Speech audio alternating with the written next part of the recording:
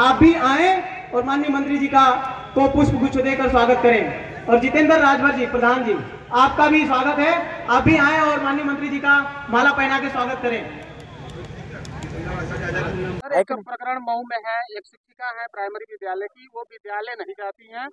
जब उनकी खबर को यहाँ के पत्रकारों ने चलाया, बच्चों ने बताया कि मैडम एक एक हफ्ते तक नहीं आती हैं, उस शिक्षिका पे कोई कार्रवाई नहीं हुई, मगर जो 6 पत्रकारों ने उस खबर को दिखाया था उन पे फर्जी तरीके से सर FIR कर दिया गया है। 4 दिन पहले का प्रकरण। मेरे पास कल ये विषय आया, कल मुझे पता लगा, मैंने SP से भी पूछा, DM से भी पूछा है इस बात को। और मैं सम्मानित प्रेस के जो हमारे 6 साथी हैं जिनके खिलाफ FIR हुई है, मैं उन 6 साथियों के साथ हूँ, मैं प्रेस के साथ हूँ।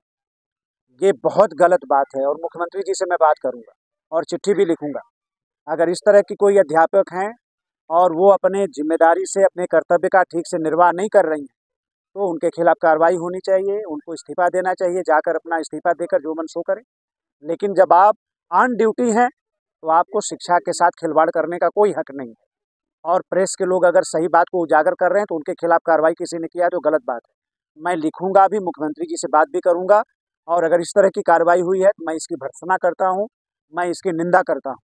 मैं अपने प्रेस के साथियों के साथ हूं, उन लोगों ने सही विषय उठाने का काम किया। सर, घोसी में आ जाना हुआ है, इस कार्रवाई को लेकर के क्या कुछ करेंगे आप? देखिए, घोसी के पहले तो नौजवानों का मैं स्वागत करना चाहता हूँ। राष्ट्रवीर महाराजा सुहेलदेव राजभर जो हिंदू हृदय सम्राट हैं,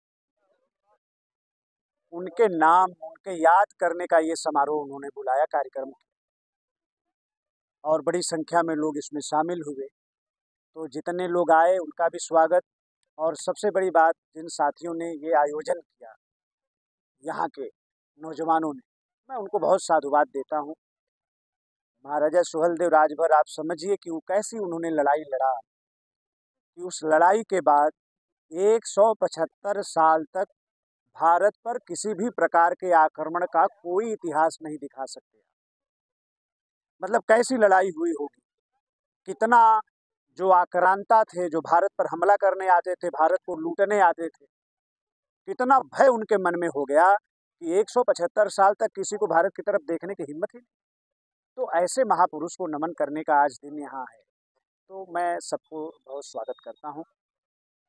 सदन में दिए गए बयान का, अमित शाह के बयान को लेकर के विपक्ष और दलित समाज है वो अम्बेडकर की प्रतिमा को लेकर के लगातार प्रदर्शन कर रहा है और अमित शाह से माफी मांगने के लिए वो लगातार कह रहा है। इस पूरे प्रकरण को आप देखिए, कांग्रेस पार्टी और समाजवादी पार्टी, कम्युनिस्ट पार्टी, इनका असली चेहरा पूरा देश जानता है। अब इनके पास कुछ बचा नहीं। दुनिया जानती है कि भारत के संविधान को 80 बार कांग्रेस पार्टी ने संशोधित किया।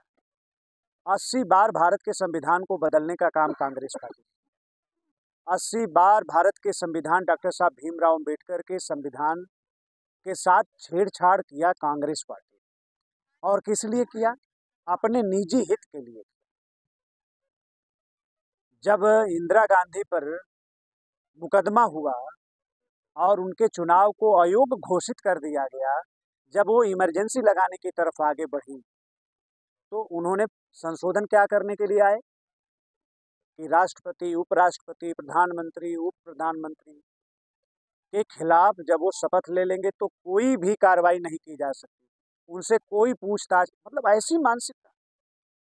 तो कांग्रेस को डॉक्टर साहब भीमराव अंबेडकर के सम्मान के विषय को लेकर कांग्रेस से सीख और सलाह लेने की कोई आवश्यकता नहीं।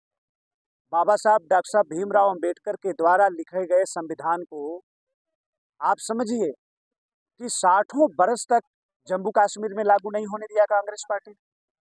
मोदी जी की सरकार बनी तब बाबा साहब का संविधान जम्मू कश्मीर में लागू हुआ। और वो बात करेंगे बाबा साहब के सम्मान का। बाबा साहब भीमराव अंबेडकर को भारत रत्न किसने दिया? भारतीय जनता पार्टी की सरकार ने दिया, कांग्रेस पार्टी ने दिया नहीं। कांग्रेस पार्टी ने 2-2 बार बाबा साहब को चुनाव हराने का काम किया, बाबा साहब के सचिव को तोड़कर उनके खिलाफ खड़ा करने का काम किया। वो बात करेगा तो इस सच्चाई को पूरा देश का दलित समाज, पूरा देश इस बात को जानता है। बाबा साहब अम्बेडकर के जितने अनुयायी हैं, जिनके मन में भी उनके प्रति श्रद्धा है, ऐसे सभी लोग जानते हैं।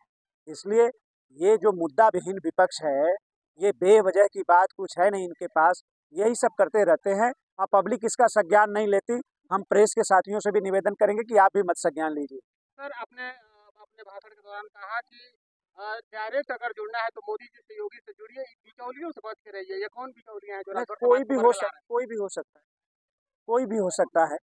और ये सही बात है कि हमें अगर किसी से जुड़ना है तो सीधे जुड़ें।